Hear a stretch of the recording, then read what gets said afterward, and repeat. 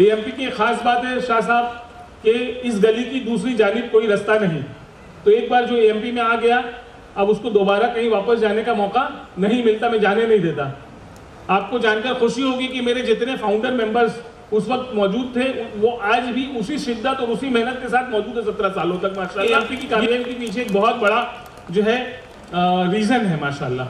ना सिर्फ founder members बल्कि शुरुआती दिनों से लेकर अब तक जितने लोग जुड़े एमपी के साथ वो सब लोगों ने जबरदस्त मेहनत की है। मैं आप सब लोगों का शुक्रिया, शायद छोटा लफ्ज होगा, शोएब भाई, जावेद भाई, रजाक भाई, नजीब भाई एंड एवरीबडी, में सबका, सज्जाद भाई, जायदा बाजी, सभी लोग, शुक्रिया कम है, मगर मैं समझता हूँ हम सब लोग जो है शायद अल्लाह ने अलम अरवा में हम लोगों को भाई बहन और साथी बनाकर रखा था और यहाँ भेजा है ताकि हम सब लोग मिलकर एक साथ काम करें अल्हम्दुलिल्लाह।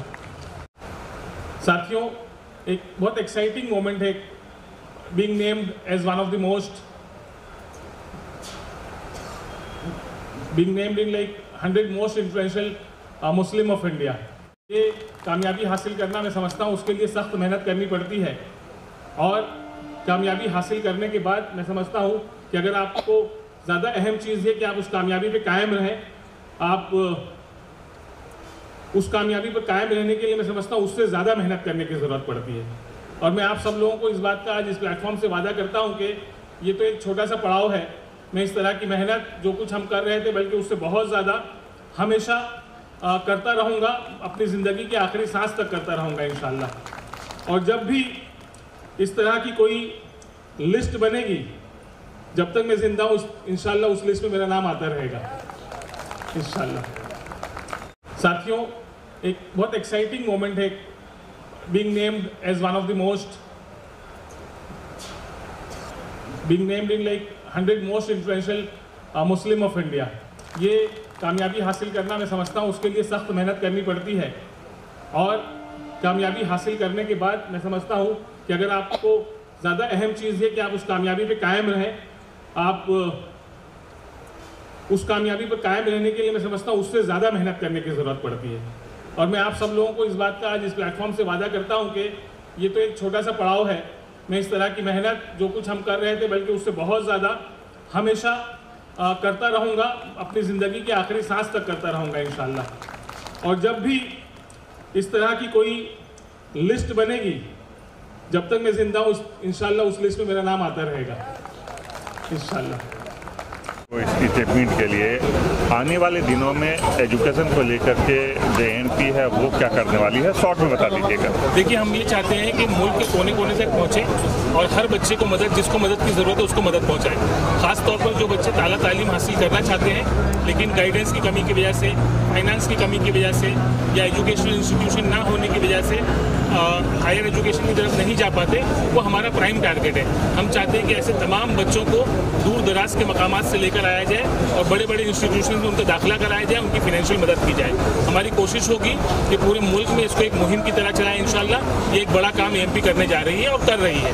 लेकिन उसके अलावा जो सबसे ख़ास बात है जो हम लोग सोच रहे हैं वो ये है कि अगले 25 साल का एक प्लान पेश किया जाए, एजुकेशन, एम्प्लॉयमेंट, इकोनॉमिक डेवलपमेंट और ओवरऑल एम्पावरमेंट का एक कम्युनिटी में प्लान पेश किया जाए। और ख़ास तौर पर जो 100 most backward districts of India है जहाँ पर मुसलमानों की कसीर तादाद रहती है, वहाँ जाकर काम करें, गवर्नमेंट की हेल्प से काम करें ताकि उनको जो है गरीबी से बाहर निकाला जाए, जहालत से बाहर निकाला जाए और मेन स्ट्रीम का हिस्सा बनाया जाए इंशाअल्लाह। क्या इसमें सिर्फ मुसलमान बच्चों को लिया जाएगा या जो भी इस लायक?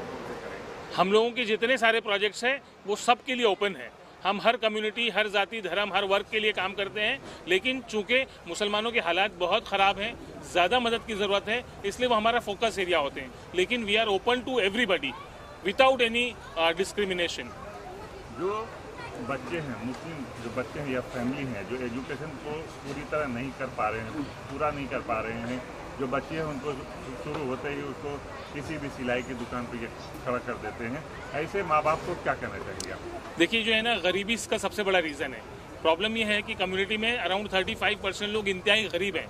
तो जो आदमी गरीब होता है वो पहले पेट भरने की सोचता है, वो ये चाहता है कि 2 वक्त की रोजी का इंतजाम हो जाए, उसके बाद ही वो एजुकेशन के बारे में सोच सकता है। तो मैं पूरी कम्युनिटी से ये अपील करूंगा, खास तौर पर जो हमारी ऑर्गेनाइजेशन हैं उनसे, और उसमें भी खास तौर पर जो ये पीछे मतलब यानी कि पिछड़े हुए इलाकों में जो ऑर्गेनाइजेशन हैं उनको ये रिक्वेस्ट करूंगा कि ये एक तो उनकी गरीबी दूर करने के लिए कोशिश करें, उनको सपोर्ट करें, और वहाँ के लोग उन बच्चों को सपोर्ट करने का काम करें। प्लस जो बच्चे आपको ऐसे दिखाई देते हैं जिनमें एजुकेशन हासिल करने की इच्छा है, मतलब जो टैलेंटेड है, कम से कम उनको सपोर्ट करके आगे लाएं, ताकि एक कुछ सालों में उस पूरी फैमिली की जो है का नक्शा बदला जा सके, उसकी ज़िंदगी बदली जा सके। ऐसे ही bit by bit, pieces by pieces इंशाल्लाह हम जो बड़ा मंसूबा देखते हैं ना 25 साल, वो ऐसे ही हासिल होगा।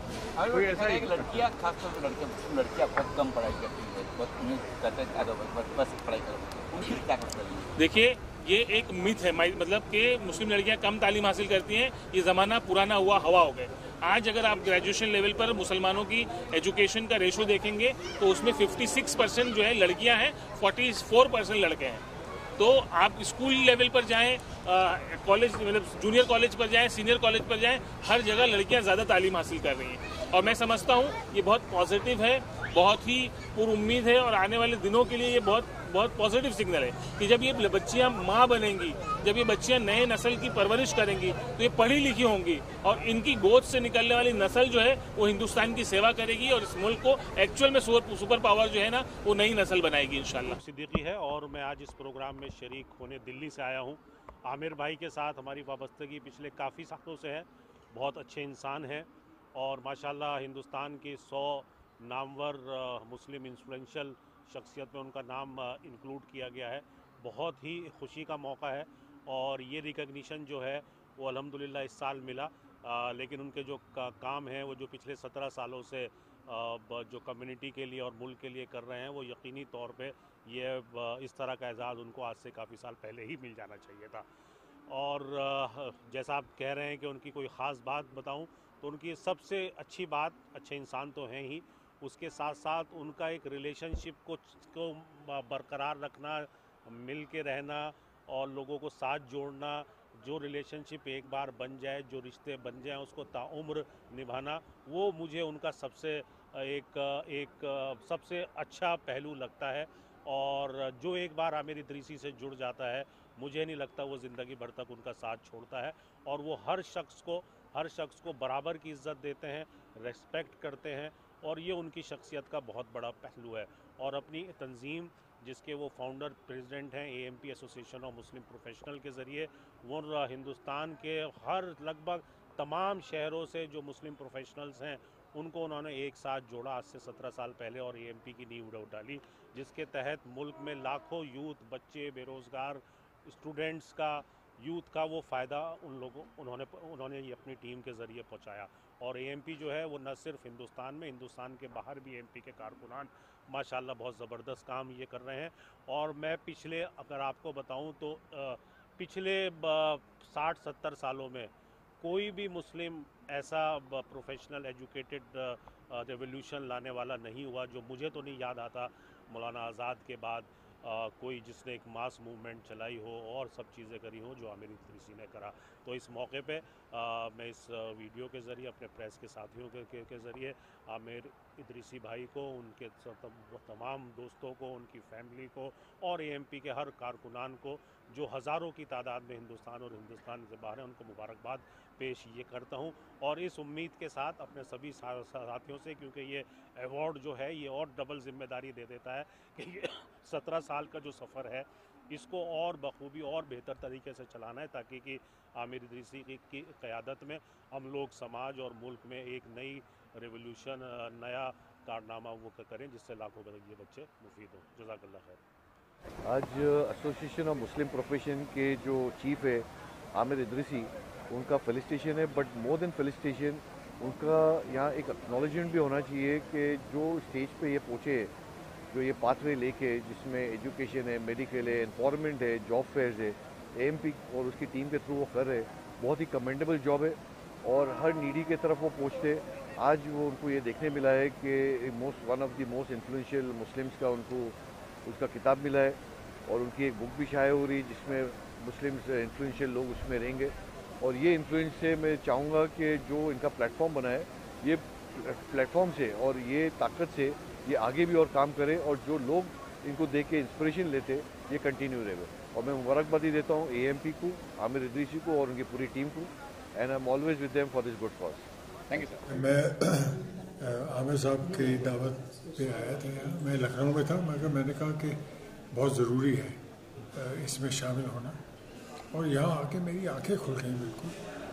जो खिदमात इन्होंने किए हैं इल्म की तरफ और बच्चों की नौकरी की तरफ, करियर डेवलपमेंट की तरफ, तो ये बहुत ही इनकरेजिंग चीज़ है कि लोग ऐसे सोच रहे हैं और ऐसे काम कर रहे हैं, और मुबारकबाद उनको देनी चाहिए कि उन्होंने बड़ा डिफ़िकल्ट जो ये काम कर सके। तो मैंने पहले कह दिया मैं जुड़ जाऊंगा, और हमारा तो मिशन एक ही है कि अच्छे स्कूल बनाना। अच्छे स्कूल बनाएंगे, बुनियाद मजबूत होगी और बच्चे आगे बढ़ेंगे।